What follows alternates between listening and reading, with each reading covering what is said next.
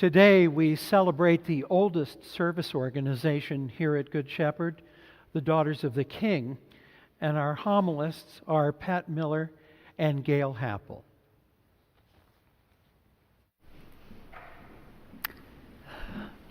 Good morning.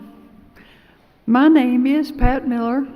I know many of you, but some only by face recognition. I don't remember names as well as I should anyway. I'm 87, what do you think? But I do recognize the smiling faces that I see here and appreciate so much. It's a welcome to a family member when you come here for a service. We are invited by the Lord, and He sends people to give us our companionship and guide us, direct us, point us in the right directions, give us some new ideas. I want to tell you something, and I want to ask you something. What I want to tell you is that God designed and created each of us with our own abilities, gifts, and talents. He expects us to use them. Can you play the piano or organ, the guitar, violin, harp? Can you sing in the choir? How blessed we are to have those with those talents to help us make a joyful noise. I think the choir's been given a summer vacation, but we'll soon be back. I want them to know we appreciate them so much when we worship with song. I am reminded of David, who said, "Make a joyful noise unto the Lord. Come into His presence with singing." That's what He wants from us. And if we have the ability to play instruments, that's also what He wants of us.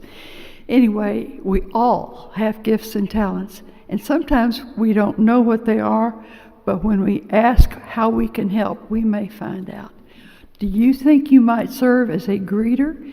The happy faces that greet us when we walk in the door here to hand us a bulletin and to welcome us, that's something I think a lot of people can do who've never thought of doing it. So think. Another thing is being an acolyte. We have adult acolytes as well as the teens. And that's a good thing. We all are participants in this endeavor together. What else? Well, the ushering, showing you where you can find a seat, and of course handing you the bulletin if you haven't got one. Okay, so for years I did sing in the choir. I started in high school and enjoyed it so much that, of course, I sang in church choirs, and I've lived a lot of places and sang in choirs. And I'm not a solo artist by any means. I am a dependable alto blend. And that's good. We don't all need to do solos. We need some harmony there. Okay. Anyway, I have no longer got the energy withstanding, and my voice is not as dependable as it once was, so I don't sing in the choir. But if you sit around me, you will hear my joyful noise unto the Lord. I sing it out. I'm happy to sing those beautiful. I think our Episcopal hymn has such beautiful words and music, and if you read the words, you are worshiping as you sing. And I'm learning to enjoy and worship with the new music. We all have to accept some change in our lives, so welcome. The choir is coming back, I'm sure, and I want them to know they are important and needed. Please make an effort to tell people, oh, where's Avery? Avery Bright occasionally plays his violin for us. It is such a blessing when he does that. We all have something to give, but we can't all play violin for sure. That's where I was. Have you ever had a nudge from God to bring your gifts and talents to the church family? I think when we participate, we truly belong. Remember, this is a family. It occurred to me recently, Father Fred Mother, Natalie, our family. They are guiding and directing our family. And we can certainly find ways that we can participate and be helpful. If you don't know of anything, you could ask them. Either one of them can tell you. Father Fred visited my son Carrie faithfully, daily. When Carrie had an accident with a head injury, he was in a coma for quite a while. Father Fred came, prayed over him, anointed him, and finally Carrie started coming around. He woke up, he learned to move, he learned to stand, he learned to speak. He has some vision problems, and he will never be able to drive. But he and his wife Gina feel like Father Fred saved Carrie's life. And I'm not going to argue with him. It was incredibly devoted service that will always be appreciated. Father Fred can show you about visiting people who are shut in or are not able to come to services. You could make calls just to let people know they are thought of, loved, and missed. Those are things we all can do. We don't have to wait to be asked. Are you able to arrange flowers? See, somebody cares enough to do that for us every week. There are people who can grow flowers and make small bouquets to take to shut-in people. That's another talent and gift that not all of us have. Look around you. Are you able to do some of these things I've talked about? Being a participant truly makes you a part of the group in a way that nothing else can do. Oh, and another thing. Please, those of you who feel called to it, consider altar guild duty. Every week, some loving, devoted people wash, dry, and put away the service vessels that were used, the silver and the glass. And every week on Saturday, they set up the table again for our use the next day. Somebody needs to be doing those things, washing and drying and put away, and ironing the linens. Not everybody likes to iron, but some do. And there are right and wrong ways to iron these linens, but if you are an ironing woman, come and tell Patty Dietrich she needs help. I can't do it anymore. Oh, and greeters, ushers, thank you so much for always having a smiling face for us. Sometimes I don't know how you do it. Can you see yourself giving a smiling welcome? Handing out bulletins. Sharing newcomers and children. Sharing, I don't know what that means. Showing newcomers and children their special packets. Can you teach Sunday school? It matters that you want to help our children learn about God. How caring adults, you might be surprised how much they will remember about those Sunday school lessons, I promise you. Another possibility for participating in this family is visitation. I think I told you about that already. And look to Father Fred, and he can certainly help you find a spot there. I want to talk to you. I would like very much for you all to remember my son Carrie and his wife Gina in your prayers. They are finding a church home, but they live in Austin. Carrie would so love to be here. Never mind. I need to ask you, what can you do? So that we've covered that. Daughters of the King. I did not have Daughters of the King groups in churches I attended before, so this was a new thing and really a blessing. One of the things that you need to know is that there's a 3-month time of discernment when you will attend our meetings, hear what we do, what we say, and if in that time you do decide that you want to be a part of it, there are a series of lessons, and we all would welcome you if you do want to participate.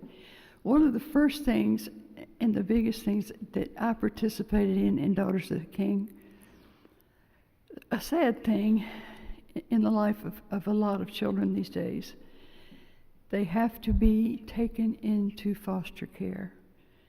Many times it's because of parents who have abandoned them mentally and emotionally because of drugs. They have lost their way, and those children are in need of everything. They come to foster care with nothing. They are provided a suitcase on wheels by an organization called Love on Wheels. As daughters, I won't say we fill up the suitcases, but we give them some things to get started. They need toothbrush and toothpaste. They need underwear and socks. They need so many little toiletry items that children have needs that we have to be aware of. And when you're an adolescent, you need things like a razor, a deodorant stick, and of course, if you're a teenage girl, you have particular toiletry needs. We try and provide what we can and ask that you help us and bless them in this. That's one of the things that we do that I have a special heart about.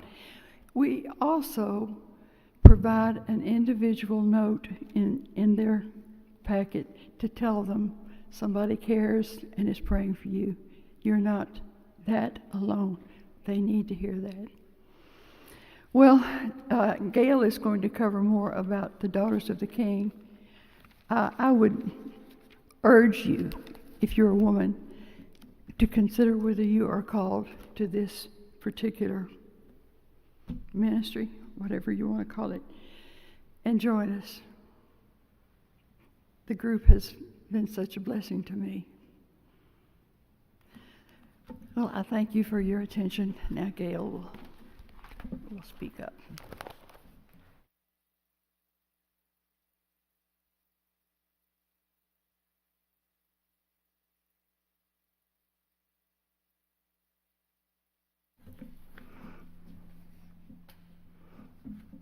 I'm Gayle Happel.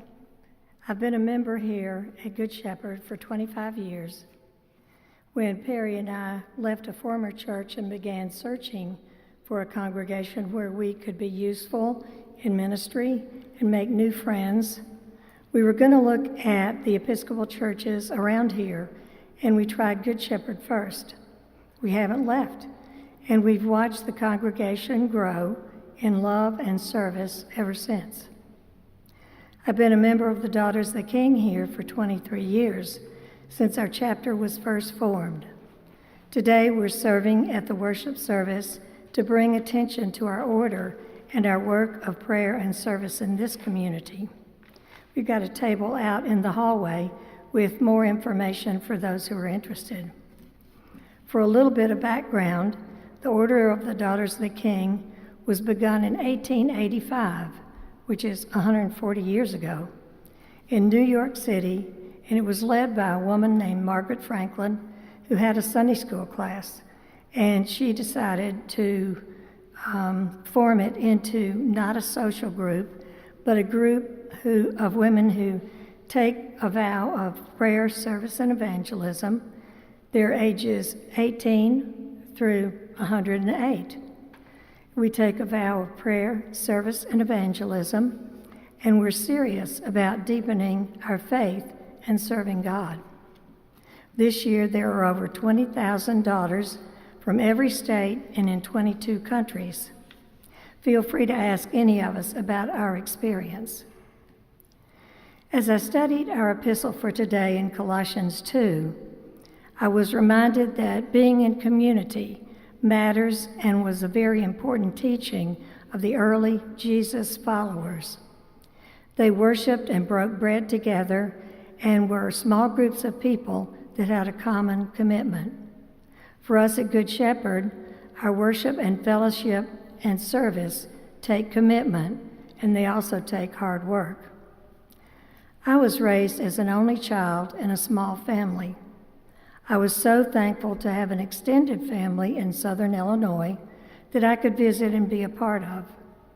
They loved me like I was their own, and I've never forgotten the experience of being in a community of love and commitment to each other. Also, the church communities I grew up in and my father's example were important in forming my feeling of commitment. The foundation of faith I was raised in set me on the right path of life, even with some rocky roads and pitfalls. Here at Good Shepherd, we are members of a parish that has grown in faith and in the commitment to love and serve others. Our history has shown what can happen when we live, learn, and love each other. We grow in numbers and in the grace and knowledge of Christ. We are part of a community that can make an impact. We have many small group opportunities here where we can be strengthened in the faith and in the love of Christ, while using the gifts that God has given us. If you're searching for your place here to participate, check the Good Shepherd website for a list of opportunities. Through study, worship, and interaction with others, we continue to form our community through commitment and are strengthened in our faith in Jesus Christ. Commitment, community, and Christ. These form the solid rock on which we stand. Commitment, community, and Christ. Our motto as Daughters of the King is, "For his sake, I am one, but I am one. I cannot do everything, but I can do something. What I can do, I ought to do. What I ought to do, by the grace of God, I will do. Lord, what will you have me do?" Family of Christ, Lord, what would you have us do?